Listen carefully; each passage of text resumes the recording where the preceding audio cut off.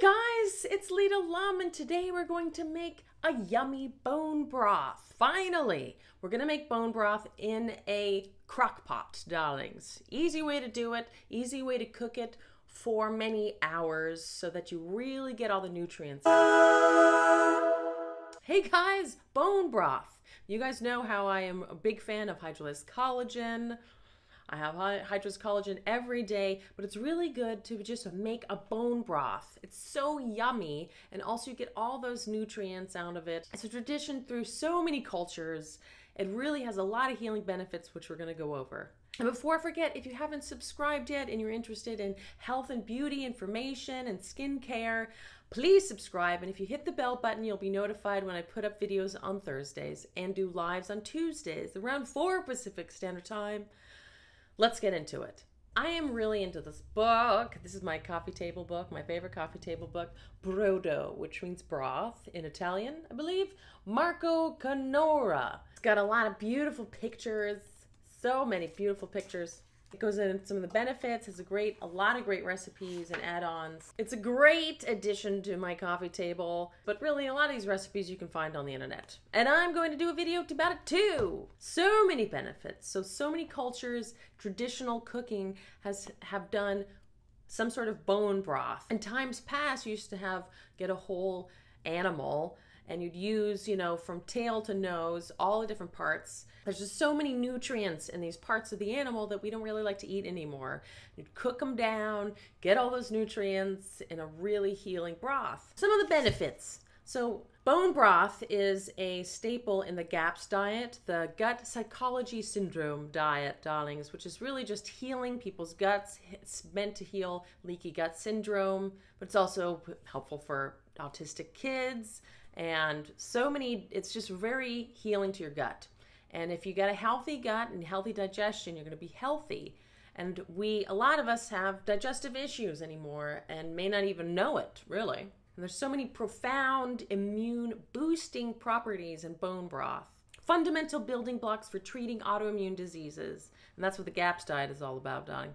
Bone broth is easily digested. It's just got so many healing components to it. That's amazing for healthy skin and hair and nails. It's got the bone marrow in it. It's got the cartilage. It's got lots of collagen and amino acids in it that help build your body up. Fighting colds and infections. There's a lot of components that are rich in bone broth. There's abundance of glutamine, the amino acid glutamine, which is really supportive for the growth of all kinds of different cells.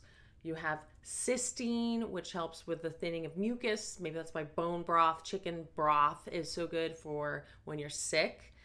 Throughout the ages, helps fight flus and colds. Carnosine, rich in carnosine, which is a big anti-aging. As you know, I'm really into carnosine. But carnosine also helps your immune system fight off colds and flus. Cartilage, this also helps your body fight off from early signs of flu and cold, you guys. Reducing joint pain and inflammation, encouraging speedy recovery and hydration. It's promoting healthy bones, really helps your body detox, helps your liver detox, helps with your moods, you guys. Bone broth helps stabilize your moods. It's a tried and true tradition, and it's just so healthy for you. You can do a bone broth fast, just sort of reset and heal your body. Just amazingly satisfying. You can use leftover food. Like I'm gonna use a leftover chicken that I just put in my freezer. Whenever we eat a chicken, whenever we get a roasted chicken, I save the carcass, the rib cage of it and any wings or any parts of the bones that we don't eat. And I put it in the freezer for later. I'm gonna take out the remaining of my chicken. And also I got some cow bones as well. They call them the pipe bones with the bone marrow that I got specifically for bone broth. It's so popular anymore, they kind of sell them in a pack. And I got it for $5 at Sprouts, which is a health food store here in Los Angeles, but you could also go to your butcher and hopefully, they often sell these now. They used to give them away, I'm sure, before it was as popular as it is today. I've even brought home bones left over from restaurant when we went out for ribs. And you want to cook it from anywhere from 12 to 48 hours. And I like, for the flavor, roasting the cow bones first. So that's what we're going to do. Preheat the oven to 400. So I've got my beef bones here. I'm gonna rinse them off first. Had them in the freezer.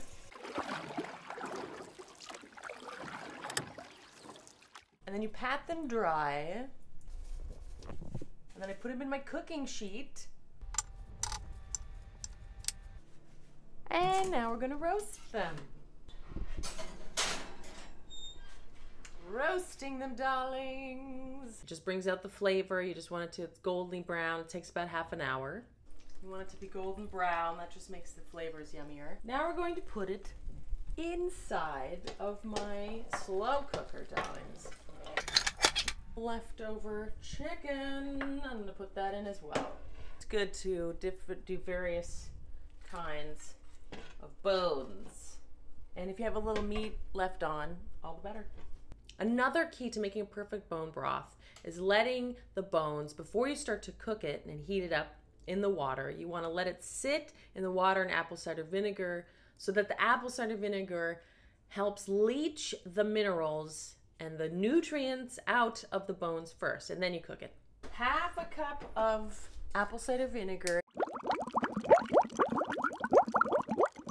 and then you cover it with water.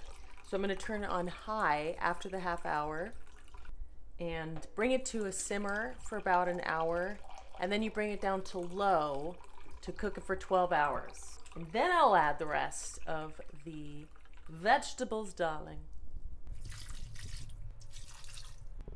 You do want filtered water. It makes it taste better. But you'd want to do filtered water anyways, right? And as this cooks, every 8 hours you want to add more water because you're trying to cover the bones with water. And of course it's going to cook off, so you just have to keep adding water, darling. And I'm going to cook this for 48 hours. So here we are after 30 minutes of just letting it rest in the apple cider vinegar and the water. And ideally I would break this carcass down so it's not taking up so much space of the chicken, because if you have a whole carcass of chicken, which is great because it has a lot of cartilage in it, it's kind of like a balloon in your pot, so you want to maybe cut it down. Then I'm gonna put it on high and boil it for an hour. There it is.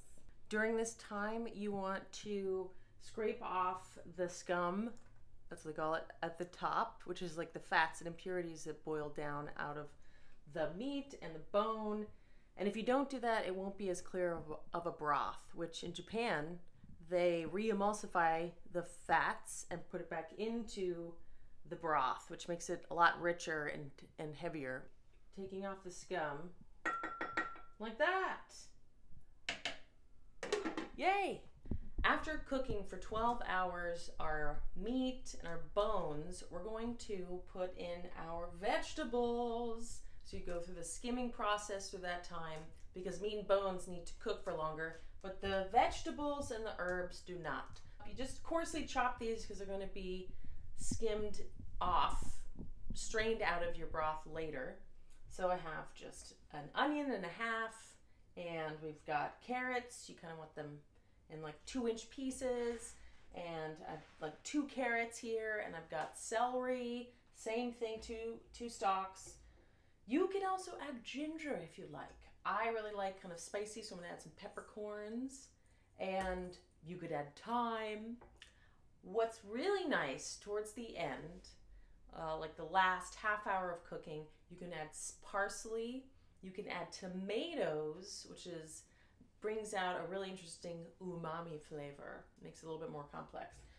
I really like cumin, so I'm gonna put some cumin in then too. Here we go, you guys. After 24 hours, or 3 more hours will be 24. I put in my vegetables really quick this morning, and I didn't videotape it. I'm so sorry, you guys. It looks good. I really didn't have to skim very much off the top. I'm gonna keep cooking it for another 12 hours, and then tomorrow I'm going to strain it. So here we are. This has been 45 hours, and I've just let it cool for a little bit. It's not too hot, and we're going to strain it into our colander whatever this is, strainer, with some cheesecloth into this bowl. It's pretty heavy. Oh my God.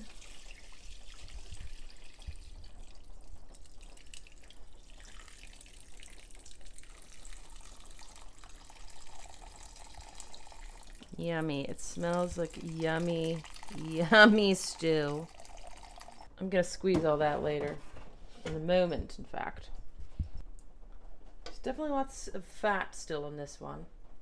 Then it's advised to, so I'm gonna pour it into some containers to freeze if it's not too hot. It's pretty cool, but you can put it into an ice bath, like just some cold water before you freeze it.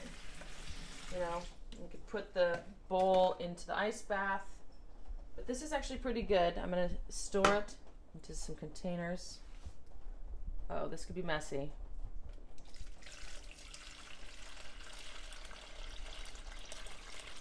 One container, and then I'll put it in the freezer, darlings, to get every little bit out. Now I'm going to strain into a different container the rest of the bits and squeeze.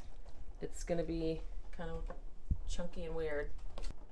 Got the bones. Look, see, you want it to when the bones are brittle like that.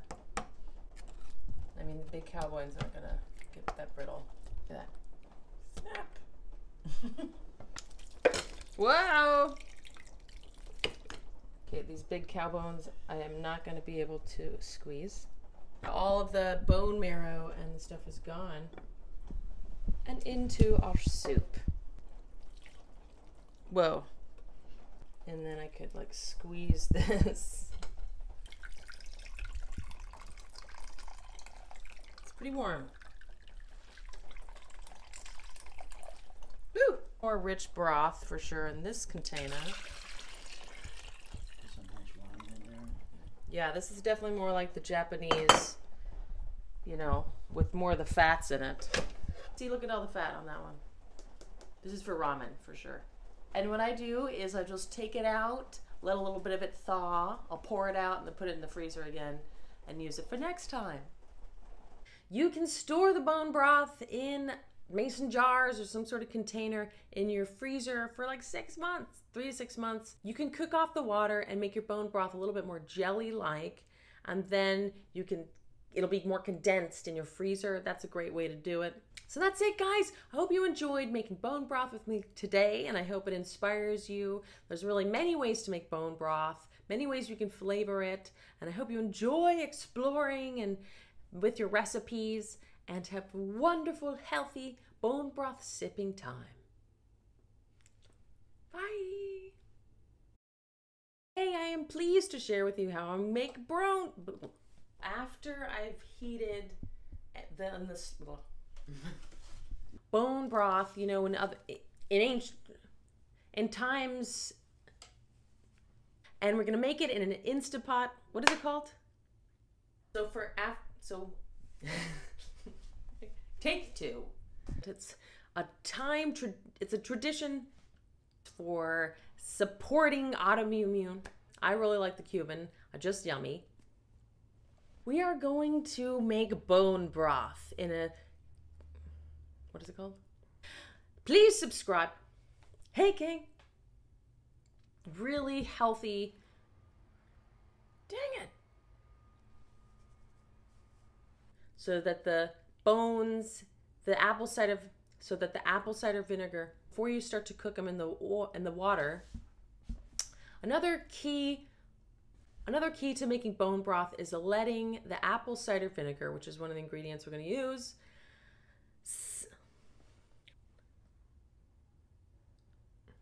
the more you cook off the water, the more gelatinous your bone broth. And then you can cook off some of the water and make it more of a gelatinous, and it'll be more jelly-like.